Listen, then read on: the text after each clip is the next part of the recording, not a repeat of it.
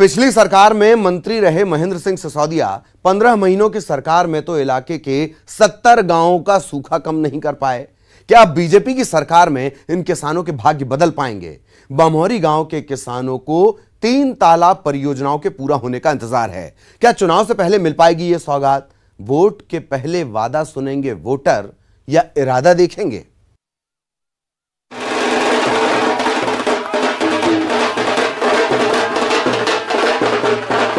जितनी भी आपकी कठिनाइयां हैं, 10 बजे सुबह से 4 बजे शाम तक आप लेके आना। एक एक व्यक्ति का एक एक समस्या का समाधान उस शिविर में ही निकालकर आपको खुशी के रास्ते पर तैनात हम लोग करेंगे। वाह, क्या वादा है। मंच से तो सिंधिया ऐसा दावा कर रहे थे कि अब तो कोई तकलीफ ही नहीं। बाकायदा वक्त भी दिया गया है कि एक एक कर सारी समस्याओं से छुटकारा ही मिल जाएगा। हर बार गुना की बमोरी विधानसभा में ऐसे ही चुनावी मौसम में वादों की झड़ी लगती है।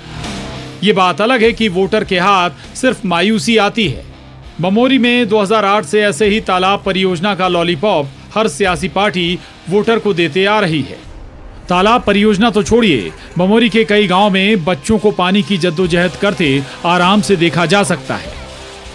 जो एक पनेटी तालाब का भूमि पूजन किया, मुझे नहीं लगता कि उसकी भी स्वीकृति आई हो।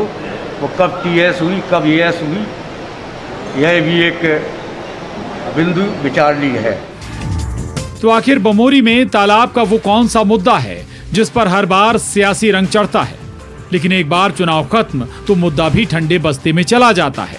बमोरी में चुनाव में वैसे तो कई मुद्दे हावी रहते हैं, लेकिन सबसे अहम मुद्दों में शुमार है 3 जल परियोजनाएं, जिनके काम की रफ्तार तो छोड़िए, पटरी पर भी ये परियोजनाएं नहीं आ पाई हैं।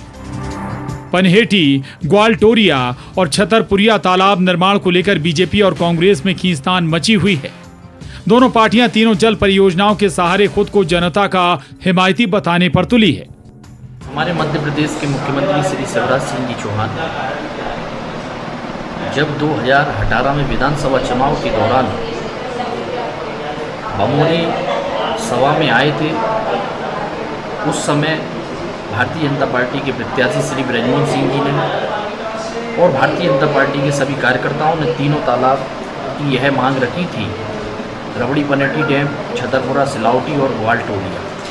तब उन्होंने मंच से शिवराज सिंह जी ने ये कहा था कि ये तीनों डैमों को सरकार बनने पर हम ये तीनों डैमों को बनाएंगे। बमोरी में जल संकट किसी से छुपा नहीं है। तालाब की इन 3 परियोजनाओं को धरातल पर उतारना किसी भागीरथी प्रयास से कम नहीं, जिससे करीब 70 गांव के किसान को फायदा मिलेगा। इससे सिंचाई में भी 4 चांद लगेंगे और किसानों की हालत भी सुधरेगी। लेकिन वोटर कह रहे हैं वादा है, वादों का क्या? 2008 से बमोरी के वोटर बस इंतजार में बैठे हैं कि कभी तो उनकी जिंदगी का ये सूखा खत्म हो।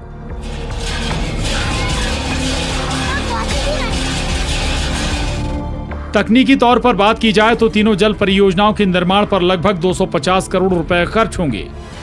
सबसे पहले परियोजना निर्माण के लिए डीपीआर रिपोर्ट तैयार की जाएगी, फिर भूमि अधिग्रहण होगा, उसके बाद मुआवजा वितरण, निर्माण आदि व्यवस्थाएं की जाएंगी। लेकिन श्रेय की राजनीति में हर पार्टी अपना राग अलाप रही है। अब जरा इस परियोजना की जमीनी हकीकत भी सुन लीजिए। तालाब निर्माण तो दूर की कौड़ी है, आज तक डीपीआर रिपोर्ट भी नहीं बन सकी। वाहवाही लूटने के लिए और जनता को लुभाने के लिए भूमि पूजन भी कर दिया गया। जो एक पनेटी तालाब का भूमि पूजन किया, मुझे नहीं लगता कि उसकी भी स्वीकृति आई हो।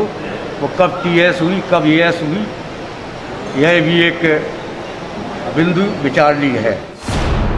तो कोई शक नहीं, इस उपचुनाव में भी बमोरी की जनता के सामने अपने वादों के पिटारे में नेताजी फिर से तालाब की राजनीति के जरिए वोटर को साधने की पूरी कोशिश करेंगे।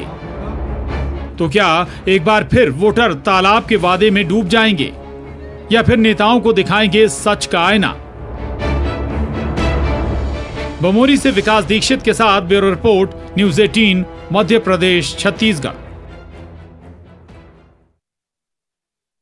आगर मालवा को चाहिए रोजगार, सुवासरा की शिवना को पुल का इंतजार। बदनावर में भी सवालों की बौछार, नेताजी को सत्ता, जनता को सूखा, क्या फिर चुनाव में छूटेगा एक और नया शिगुफा?